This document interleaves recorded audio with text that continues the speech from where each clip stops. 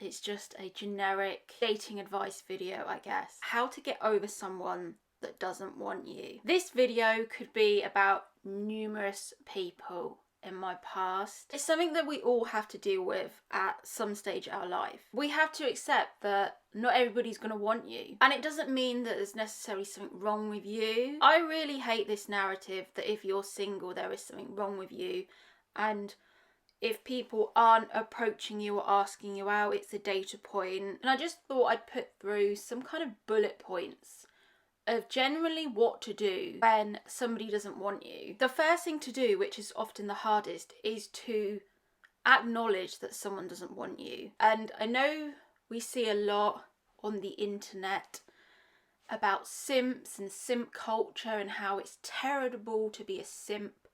And it is, because you're kind of living in hope and you're waiting for something to happen that's never going to happen. So the first thing is, sadly, to just acknowledge that what you want to happen is not going to happen.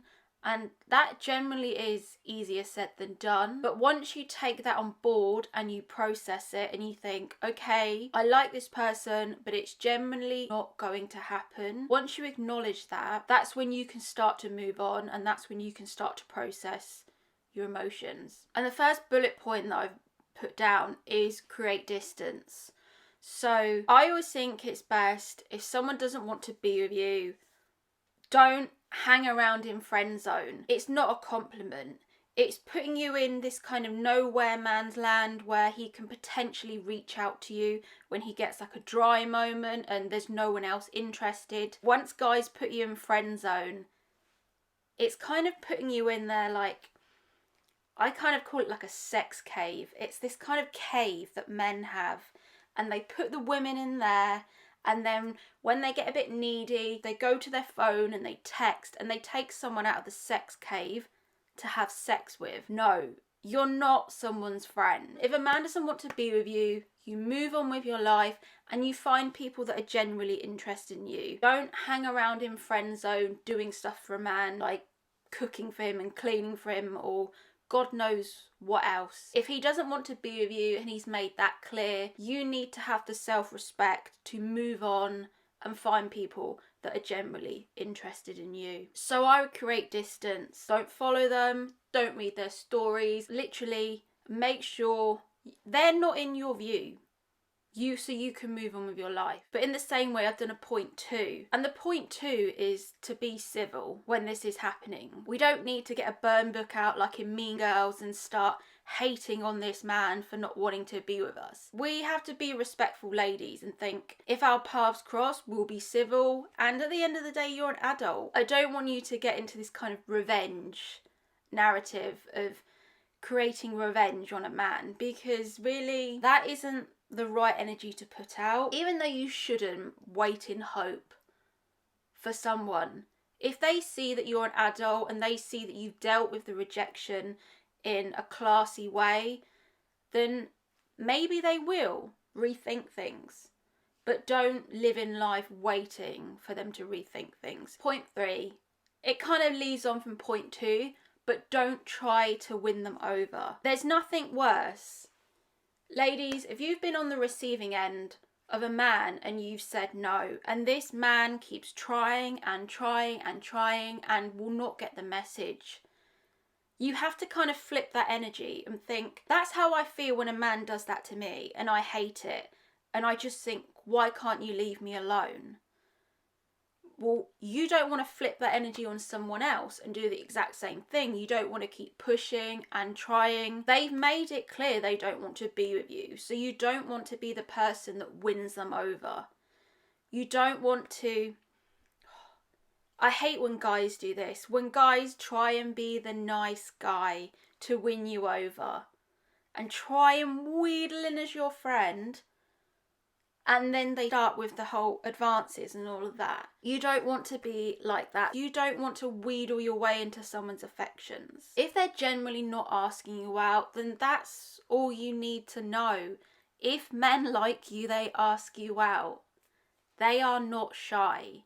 It is straightforward, and yeah, it winds me up when I have a connection with someone and they don't ask me out. But generally, you've seen my videos for like 2 years now. If you try and initiate with a man, it doesn't work. And I really don't want to put this out. I literally want to make videos that says, if you want a man, go out and get him, be a queen. But it generally doesn't work if you approach men. I've even tried on some of my videos, I've experimented. But through life experience, it just generally does not work when you try and initiate. So don't try and win them over.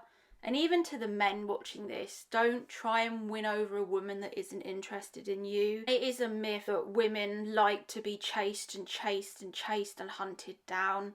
If a woman is not interested and being reciprocal in her emotions and actions, then don't try and win someone over. Number 4, I've put get sexy.